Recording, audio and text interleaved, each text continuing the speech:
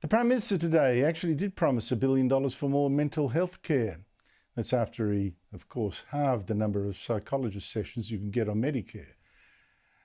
But he was just getting started talking about this when a real mental health issue in this country yet again disrupted Labor's campaign. A protester so deluded that she was convinced global warming was making us mad.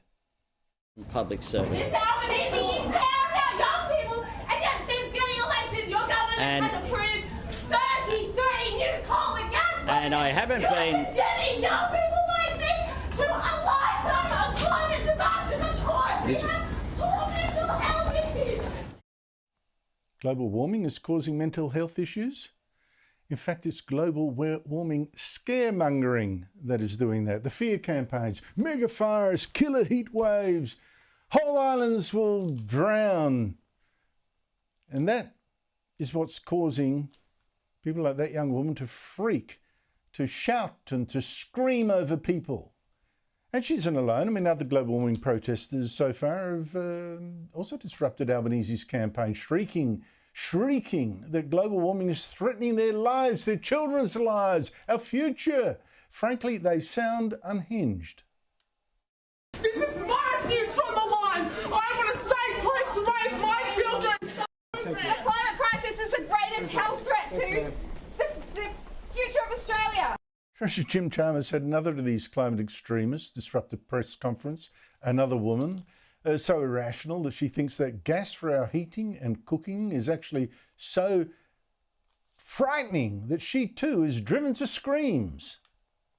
Why is your government supporting Woodside's climate-wrecking Burrup Hub project while gas companies are ripping us off and killing us?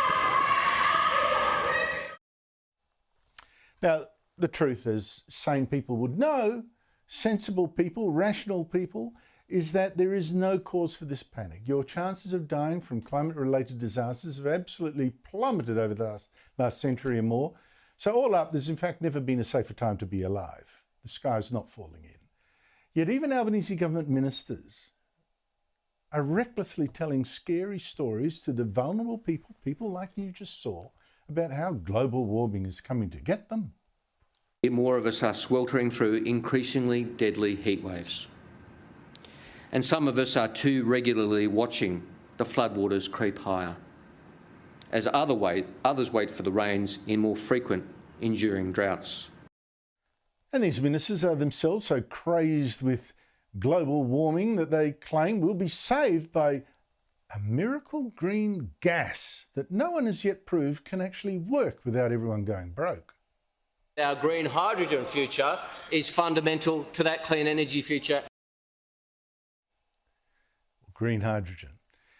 That was this government's big green dream. But since then, one green hydrogen project after another, most backed by Minister Chris Bowen himself, have actually collapsed, just as I predicted. And isn't that an example of a collective madness right there? And listen, the government wants to help mental health. Could do it on the cheap by just stop scaring our young so stupid. And stop wasting this country's wealth on fake fixes to a climate crisis from what I can make out simply doesn't exist. And it's just making power prices too expensive. Use that money instead on what does exist, like an economy in trouble. It is time we got real again.